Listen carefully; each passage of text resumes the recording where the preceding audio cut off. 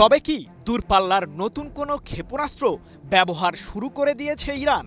কারণ মধ্যপ্রাচ্যে থাকা যুক্তরাষ্ট্রের কমপক্ষে ২১টি সামরিক ঘাঁটিতেই সফল হামলা চালিয়েছে ইরান। তাহলে কি ইরানের ছোড়া ক্ষেপণাস্ত্রগুলোর সামনে পাত্তাই পাচ্ছে না মার্কিনীদের এয়ার ডিফেন্স সিস্টেমগুলো? এরই মধ্যে ইসরায়েলের বিরুদ্ধে নতুন প্রজন্মের খেইবার শেকান মিসাইল ব্যবহার করার দাবি করেছে তেহরান। তবে কি যুদ্ধের ময়দানের সকল সমীকরণই বদলে দিচ্ছে ইরানের সামরিক বাহিনী? প্রশ্ন হলো, যুদ্ধক্ষেত্রের নিয়ন্ত্রণ কি এখন পুরোটাই ইরানের কাছেই?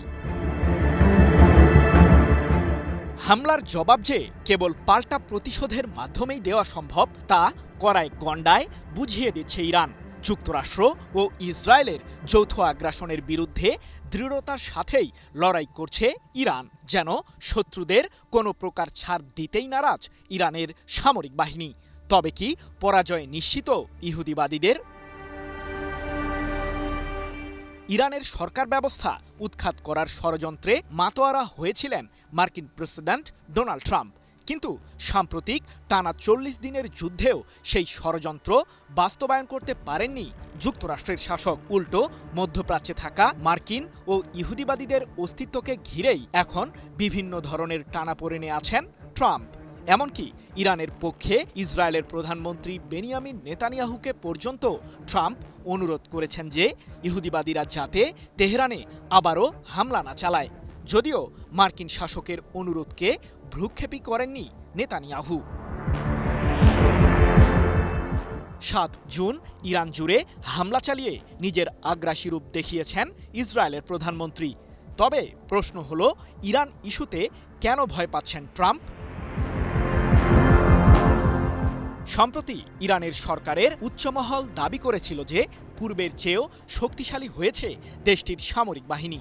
এমনকি নতুন করে ১,০০০ ক্ষেপণাস্ত্রের বিশাল বহরও প্রস্তুত করেছে ইরান। সেই মিসাইলগুলোকে মধ্যপ্রাচ্যে থাকা যুক্তরাষ্ট্রের সামরিক আস্তানার দিকেই তাক করে রেখেছে তেহরান।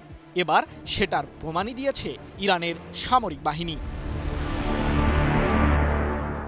বাহরাইনে অবস্থিত যুক্তরাষ্ট্রের পঞ্চম নৌবহরের সদর দপ্তর সহ পারস্য উপসাগরীয় অঞ্চলে থাকা মার্কিনীদের কমপক্ষে ২১টি সামরিক ঘাঁটিকে গুঁড়িয়ে দিয়েছে তেহরান। আর এসব হামলায় ইরান ব্যবহার করেছে তাদের বহরের দূরপাল্লার শক্তিশালী ব্যালিস্টিক মিসাইলগুলো। ১০ জুন এক প্রতিবেদনে বিষয়টি নিশ্চিত করেছে তুরস্কের সংবাদ মাধ্যম টিআরটি ওয়ার্ল্ড।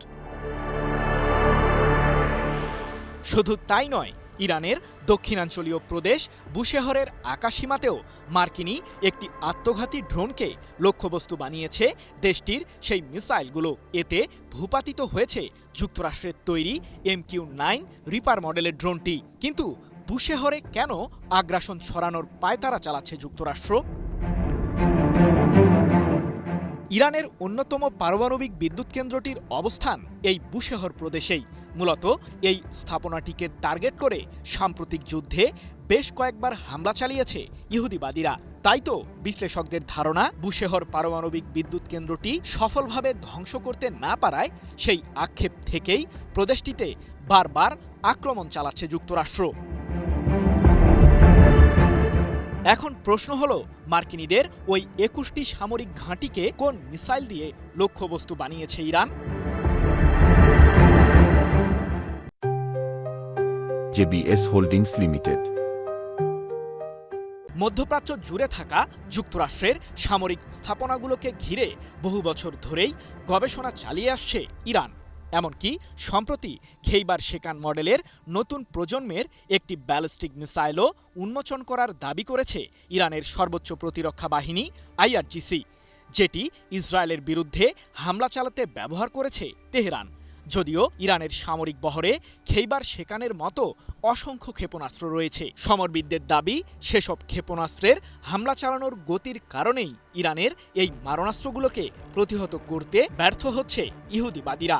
শুধু তাই নয়, পারস্য উপসাগরীয় অঞ্চল পেরিয়ে ইউরোপে থাকা যুক্তরাষ্ট্রের সামরিক আস্তানাগুলোকেও মিসাইল দিয়ে টার্গেট করার সক্ষমতা রয়েছে ইরানের।